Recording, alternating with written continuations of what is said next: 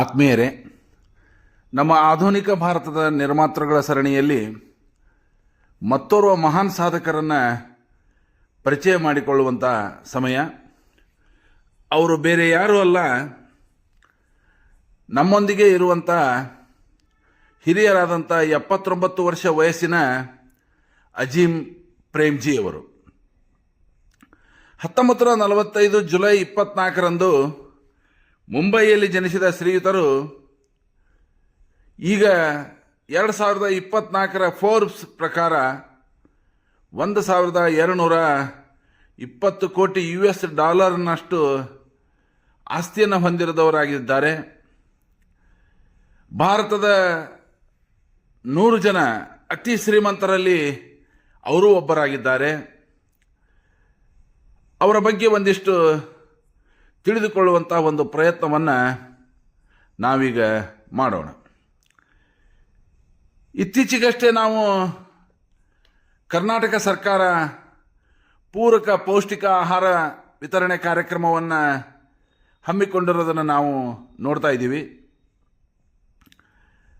ಅಂದರೆ ಸರ್ಕಾರಿ ಶಾಲೆಗಳಲ್ಲಿ ಓದ್ತಾ ಇರುವಂಥ ಮಕ್ಕಳಿಗೆ ಇದುವರೆಗೂ ಕೇವಲ 2 ದಿನ, ಅದು ಮೊಟ್ಟೆ ಆಗಿರ್ಬೋದು, ಚಿಕ್ಕಿ ಆಗಿರ್ಬೋದು, ಬಾಳೆಹಣ್ಣನ್ನು ವಿತರಣೆ ಕಾರ್ಯಕ್ರಮ ಇತ್ತು. ಈಗ ಆ ಕಾರ್ಯಕ್ರಮವನ್ನು ಕರ್ನಾಟಕ ಸರ್ಕಾರ ನಮ್ಮ ಅಜೀಮ್ ಪ್ರೇಮ್ಜಿ ಫೌಂಡೇಶನ್ನಿನ ಸಹಾಯ ಹಸ್ತದೊಂದಿಗೆ ವಾರದ 6 ದಿನವೂ ಅದನ್ನು ವಿಸ್ತರಿಸ್ತಾ ಇದೆ.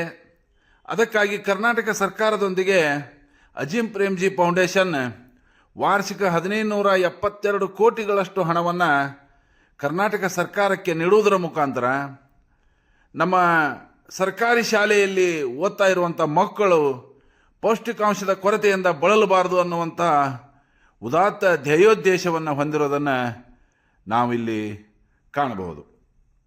ಹಾಗಾದರೆ ಸ್ಟ್ಯಾನ್ಫೋರ್ಡ್ ಯೂನಿವರ್ಸಿಟಿಯಲ್ಲಿ BA ಮುಗಿಸಿ ಇವತ್ತು world leader in software industry ಅಲ್ಲಿ ವರ್ಲ್ಡ್ ಲೀಡರ್ ಅನ್ನುವಂಥ ಆ 4 ದಶಕಗಳ ನಾಯಕತ್ವವನ್ನು ನಾವು ಗಮನಿಸಿದಾಗ ಅದು ನಮಗೆ ನಿಜಕ್ಕೂ ಬಹಳಷ್ಟು ಆಶ್ಚರ್ಯ ಅನ್ನಿಸ್ತಾ ಇದೆ. ತಂದೆಯಿಂದ ಬಂದಂಥ ಉದ್ಯೋಗದ ಬಗ್ಗೆ ಹೇಳೋದಾದರೆ, ಅವರ ತಂದೆಯವರು ಒಂದು ವೆಸ್ಟರ್ನ್ ಇಂಡಿಯನ್ ವೆಜಿಟೇಬಲ್ ಪ್ರಾಡಕ್ಟ್ಸ್, ಮುಖ್ಯವಾಗಿ ವನಸ್ಪತಿ ನಿರ್ಮಾಣದ ಒಂದು ಸಂಸ್ಥೆಯನ್ನು ಅವರು ಮುನ್ನಡೆಸಿಕೊಂಡು ಹೋಗ್ತಾ ಇದ್ರು. ಅವರ ಮಗನಾದಂತಹ ಶ್ರೀಯುತರು ಅಜೀಮ್ ಪ್ರೇಮ್ಜಿ ಅವರು 1977ರಲ್ಲಿ ಈ ವಿಪ್ರೋ ಸಂಸ್ಥೆಯನ್ನು ಪ್ರಾರಂಭ ಮಾಡಬೇಕು ಅನ್ನುವಂಥ ಧ್ಯೇಯೋದ್ದೇಶದೊಂದಿಗೆ ಅವರು ಈ ವಿಪ್ರೋ ಸಂಸ್ಥೆಗೆ ಕೈ ಹಾಕಿದರು. ಮುಖ್ಯವಾಗಿ ನಾವು ಹೇಳೋದಾದರೆ 1956ರಲ್ಲಿ ವಿಪ್ರೋ ತನ್ನ ಹೆಡ್ ಕ್ವಾರ್ಟರನ್ನು, ಮುಖ್ಯ ಕಚೇರಿಯನ್ನು ಬೆಂಗಳೂರಿನಲ್ಲಿ ಸ್ಥಾಪನೆ ಮಾಡ್ತಾ ಇದೆ. ಈ ವಿಪ್ರೋ ಸಂಸ್ಥೆಯಲ್ಲಿ ಸುಮಾರು 2,50,000 ನೌಕರದಾರರು ಕೆಲಸ ಮಾಡ್ತಾ ಇದ್ದಾರೆ.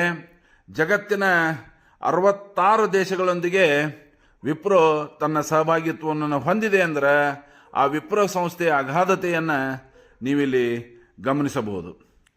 ಕೇವಲ ತಮ್ಮ ಶ್ರೀಮಂತಿಕೆ ಮತ್ತು ತಮ್ಮ ಕಂಪನಿಗೆ ಅಷ್ಟೇ ಸೀಮಿತವಾಗದೆ ಬಹಳಷ್ಟು ಜನಾನೀಯರಾಗಿ ಆಗಿರುವಂಥ ಶ್ರೀಯುತರು ಸುಮಾರು ಭಾರತದಾದ್ಯಂತ 16,000 ಶಾಲೆಗಳಲ್ಲಿ ಕಂಪ್ಯೂಟರ್ ಶಿಕ್ಷಣವನ್ನು ಒದಗಿಸಲು ಸಹಾಯ ಹಸ್ತವನ್ನು ಚಾಚಿದ್ದಾರೆ ಅಂತ ಹೇಳ್ಬೋದು.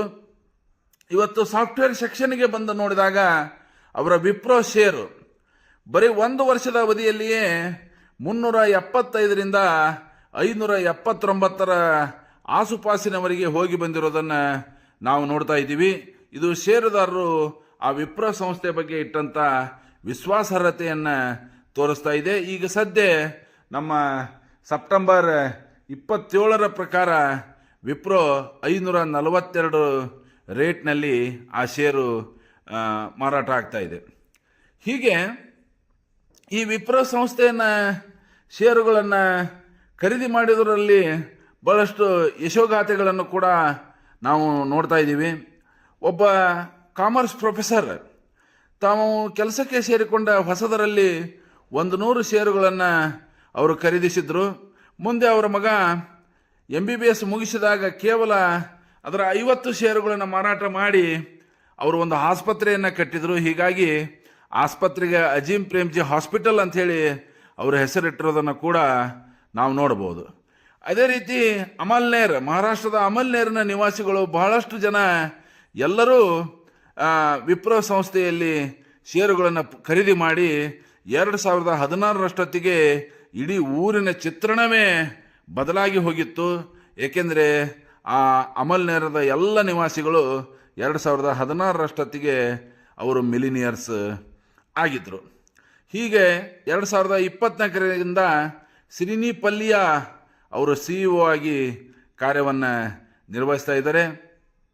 ಅದರ ಜೊತೆಗೆ ಒಂದು ಶ್ರೀಯುತರ ಅಜೀಂ ಪ್ರೇಮ್ಜಿ ಅವರ ಮಾರ್ಗದರ್ಶನವಂತೂ ಸದಾ ಆ ಸಂಸ್ಥೆಗೆ ಇದೆ ಅಂತಲೇ ಹೇಳ್ಬೋದು. ರಿಷಾದ್ ಪ್ರೇಮ್ಜಿ ಮತ್ತು ತಾರಿಕ್ ಪ್ರೇಮ್ಜಿ ಅನ್ನುವಂಥ ಇಬ್ಬರು ಸುಪುತ್ರರನ್ನು ಹೊಂದಿರುವಂಥ ಶ್ರೀಯುತರು ಕರ್ನಾಟಕದ ಬಗ್ಗೆ, ಕರ್ನಾಟಕದ ಶಾಲೆಯಲ್ಲಿ ಓದ್ತಾ ಇರುವಂಥ ಮಕ್ಕಳ ಬಗ್ಗೆ ಹಿಂದೆ ಕಲಿಕಾ ಖಾತ್ರಿ ಅನ್ನುವಂಥ ಕಾರ್ಯಕ್ರಮವನ್ನು ಕೂಡ ಅವರು ಪ್ರಾರಂಭ ಮಾಡಿದರು. ಆ ಕಾರ್ಯಕ್ರಮದ ಉದ್ದೇಶ ಕರ್ನಾಟಕದ ಸರ್ಕಾರಿ ಶಾಲೆಗಳಲ್ಲಿ ಓದ್ತಾ ಇರುವಂಥ ವಿದ್ಯಾರ್ಥಿಗಳ ಶಿಕ್ಷಣದ ಗುಣಮಟ್ಟವನ್ನು ಹೆಚ್ಚಿಸುವಂಥ ಒಂದು ಪ್ರಯತ್ನದ್ದಾಗಿತ್ತು ಅನ್ನೋದನ್ನು ಕೂಡ ನೀವು ನೆನಪಿಸಿಕೊಳ್ಳಬಹುದು. ಈಗ ಮತ್ತೆ ಪೂರಕ ಪೌಷ್ಟಿಕ ಆಹಾರ ವಿತರಣೆ ಕಾರ್ಯಕ್ರಮದಲ್ಲಿ ಕರ್ನಾಟಕ ಸರ್ಕಾರದೊಂದಿಗೆ ಕೈ ಜೋಡಿಸಿದಂಥ ಶ್ರೀಯುತರು ವಾರದ 6 ದಿನಗಳು, ಈಗ 2 ದಿವಸ ಇದ್ದಂಥ ಕಾರ್ಯಕ್ರಮವನ್ನು ವಾರದ 6 ದಿನಗಳು ವಿಸ್ತರಣೆ ಆಗಲಿಕ್ಕೆ ಅವರು ತಮ್ಮ ನೆರವಿನ ಹಸ್ತವನ್ನು ಚಾಚಿದ್ದಾರೆ.